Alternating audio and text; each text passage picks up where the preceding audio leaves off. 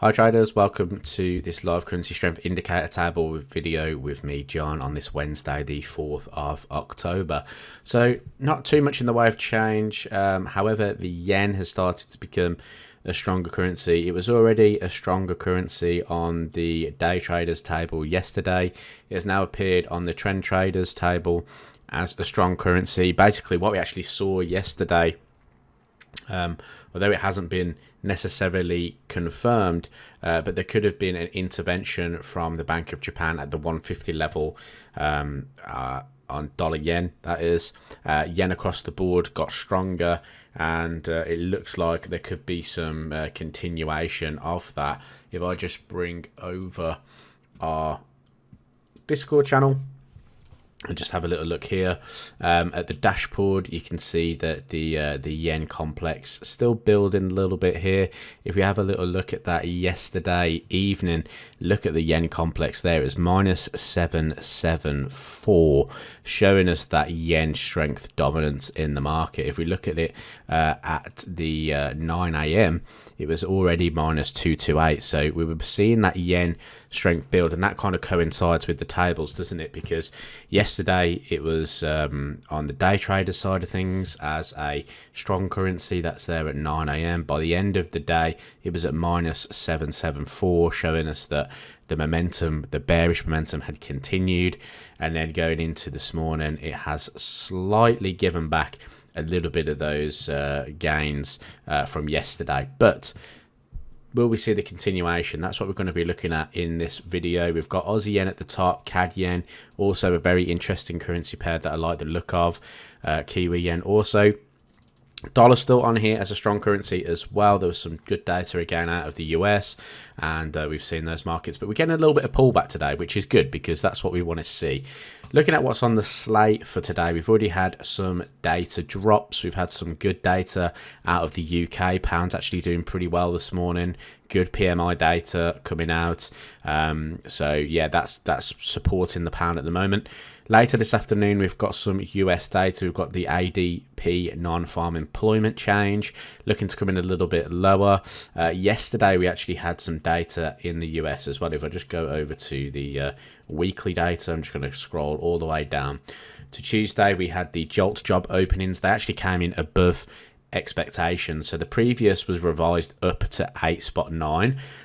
It was expected to come in a slight decrease, and it came actually well above expectations. So there could be another miss here again today for the AD non-farm employment change. Services PMI data as well coming out at quarter to 3.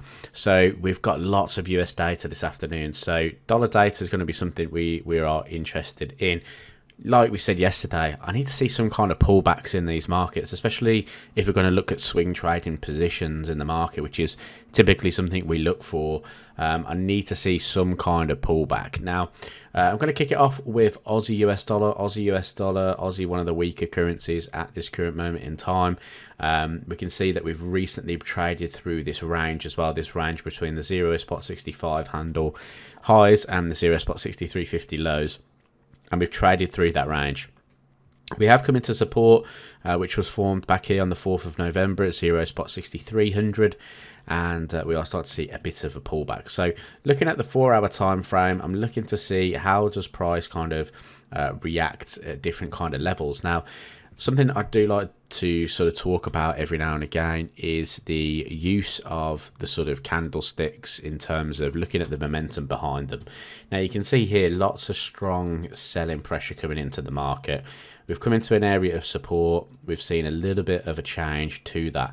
But is it enough to say buyers are really getting super aggressive here? I don't think so. What's interesting to me though is that we are approaching a recently formed high. So if I was actually just to go down into an hourly time frame, we'll be able to see this in a little bit more detail.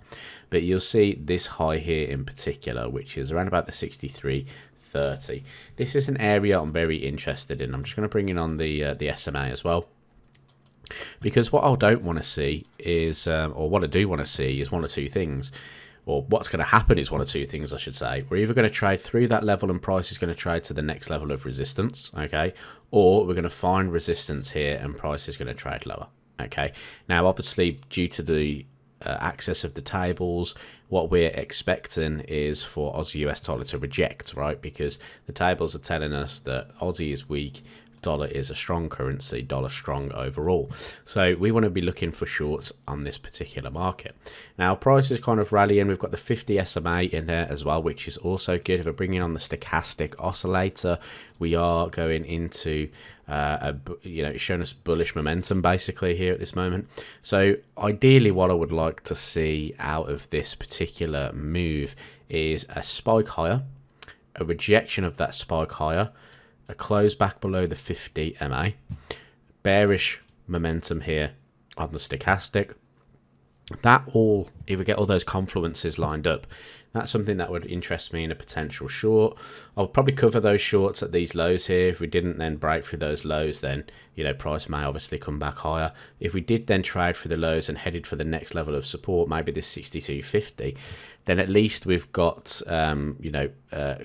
stops covered at that point, and that there's potential for that market to ride to the downside. So I quite like that move in there. Obviously, if it does continue lower, you've also got the 6200 as a level of support as well, so that could also be something to target. But it's looking good for the downside move here. If we go to the weekly, you can see the stochastic on the weekly is below 20. If I go to the monthly, they're starting to point down again. The K and D line, K below D, starting to point back to the downside. So there is some potential scope for price to come all the way back down into these areas here. So that's Aussie. Let's go on to dollar CAD. We obviously discussed dollar CAD yesterday. We were talking about the potential for the move up to 1.3850. Daily chart, we did get the close above the 137 high. Okay, so and outside the trend line support, this longer term trend line, trend line resistance.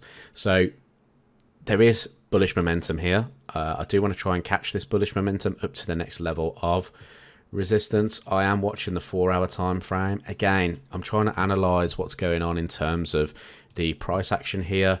Not seeing a hell of a lot of selling at the moment, although price has had this really aggressive rally. I would be expecting big selling momentum coming in if we were to see a significant pullback. We're not really getting that at the moment, so I'm just going to watch how price reacts here. If we can get some kind of consolidation, maybe around this sort of low in here, which you can see that little bit of a spike low there, around about 136.50, we may actually get a bit more of an opportunity there.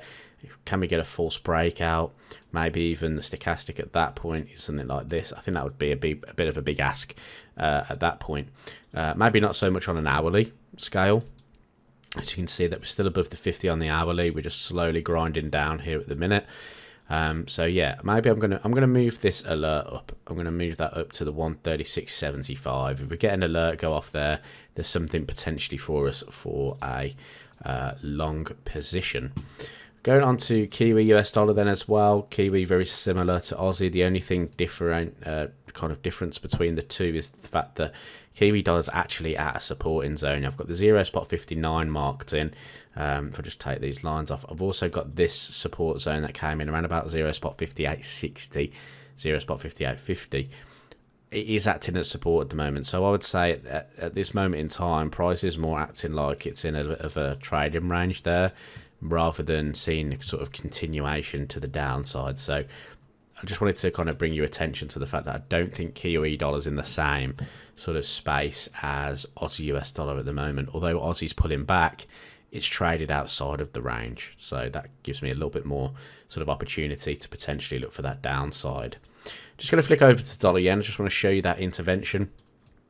Here we were talking about keeping an eye on that 150 level. If we look at the hourly chart, I mean, look at the move that came. It was just after the dollar jolts opening as well. Before we headed into that news, the high was around about 149.97. After that news, we spiked up to 150.15 and then very quickly fell down to 147.26. So there's obviously a lot of orders coming in at that point. Are we seeing that 150 level defended? Potentially. Now, does that mean that price can't go beyond 150? Absolutely not. It just means that price got there, it was defended, we saw a pullback. One thing I would say is that we saw a sharp rally back to the upside as well. If you have a little look at what happened last time, we had a sort of a move lower. The next day was bullish. It then sort of continued its move after that. Now, I still feel like, 152 may still not be out of the question here on dollar yen.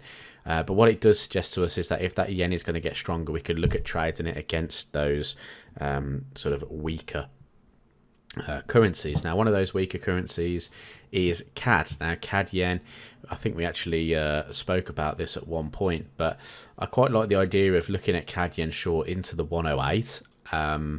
Because of that intervention, price actually just went straight to the 108 handle, low of 106.56, and then rallied. So I am keeping an eye on this little zone in here. So you can see I'm on the hourly chart at the moment. I've got a high in at 109. Price is approaching 109 at the moment. I've also got trend line resistance running through here. I've basically put a trend line from the highs at 111.23. Might be a little bit lower than that. 111.14. It's then anchored onto this high here from the 3rd of October at 109.58. Projected down, you can see it kind of comes into contact here at 109. So there's a little bit of scope here. I think if we were to get some kind of, again, I want to see kind of some bearish momentum coming in, basically. I want to see price trade through a level, close back below it, tell me that these sellers are starting to get involved again. If we get some kind of stochastic reading as well, bit of 50 SMA confluence, I think, again, just trying to build those confluences up in line so we can get a move. Maybe we'll probably see price try and maybe reach that point.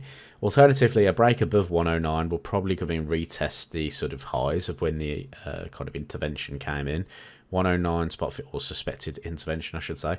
109 spot 50 would be the next point of interest. But I'm going to see how price reacts here. If we get any kind of reaction there, it could lead to a little bit of a move to the downside. 108 would have been a great target on a short. We just obviously didn't expect that sort of move to come so suddenly. I knew obviously price was very close to the 150 level on dollar yen, but I didn't expect sort of so many orders coming in at once. There has been moves in the past where it reached sort of 151s, 150, 150s before it started to turn. So, but yeah, we need to see that yen strength come back into the market again. Another market was Aussie yen. We actually spoke about getting long Aussie yen. The tables at the start of the week were suggesting looking for longs. I put a counter trend line on this move, and it was this move that we were actually looking at here, and the retest of 95.80. This is a reason why I like waiting for kind of secondary confirmations, because if we had just got long off of, let's just say, the stochastic strategy, so let's just put a marker on here, for instance. I'll move it to the next candle. This technically is a full signal. We had the table saying look for longs. We had the price pulling back on an hourly. We had a close above a 50 SMA. We had the stochastic lined up, right? That in theory would be a long position, and if you went and bought the market live, then you would have been absolutely screwed over there.